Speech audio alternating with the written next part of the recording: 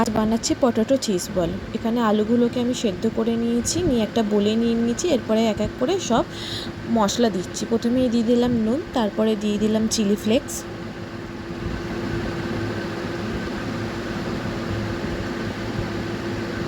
এরপরে দিয়ে দিচ্ছি একটা লাল মশলা, ধনেপাতা কুচি, চাট মশলা, ধনের গুঁড়ো, এগুলো সব দিয়ে ভালো করে আমি এটা মেখে নেবো। মাখা হয়ে গেছে, দেখতেই পাচ্ছ পুরো আলুটাকে। এরপরে এর মধ্যে আমি দিয়ে দেবো ব্রেড ক্রামটা দিলে আলুটা একটু টাইট হবে, না হলে আলুটা শুধু একটু নরম, বেশি নরম হয়ে যাবে। ব্রেড ক্রামটা দিলে বেশ একটু টাইট ভাব আসবে। এটাকে দিয়ে আমি কিছুক্ষণ রেখে দেবো। এরপরে আমি এটাকে ওয়েট করে নেবো। আমি এখানে 20 গ্রামের মতন নিচ্ছি পটেটোটা, আমি 20 গ্রাম রাখছি।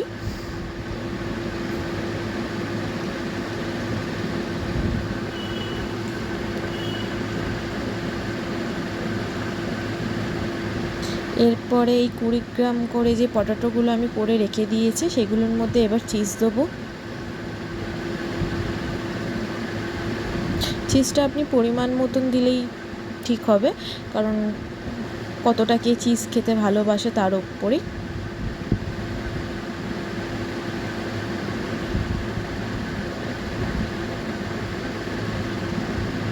এরকমভাবে আমি এরকম গোল গোল করে নেবো। প্রত্যেকটার মধ্যে আমি সেম এইভাবেই চিজ ভরে নেবো। নিয়ে এখানে আমি ব্রেড ক্রাম্ব করে রেখেছি, আর এখানে রয়েছে কর্নফ্লাওয়ার আর একটু ময়দা দিয়ে আমি একটু জল গুলে রেখেছি। এইভাবে আমি কোটিং করে নেব।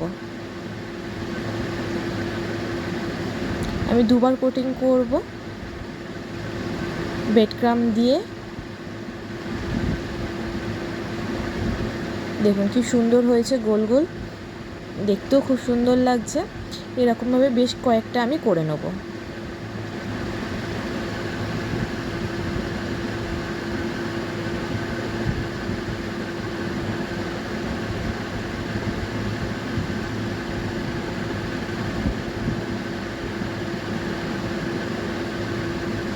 এরপরে আমি তেল গরম করে দিয়েছি ফ্রাই প্যানে। এবার আস্তে আস্তে আমি কয়েকটা ভেজে নেব। দেখতেই পাচ্ছেন এখানে বেশ লাল লাল করে ভাজা হয়ে যাচ্ছে। ভাজা হয়ে গেছে, আমি তুলে নিয়েছি। খুব সুন্দর হয়েছে ভাজাটা। এরপরে আপনাদের আমি একটা ফাটিয়ে দেখব যে কীরকম হয়েছে। দেখুন ভেতরে চিজটা কিন্তু একদম ভর্তি, খুব সুন্দর লাগছে।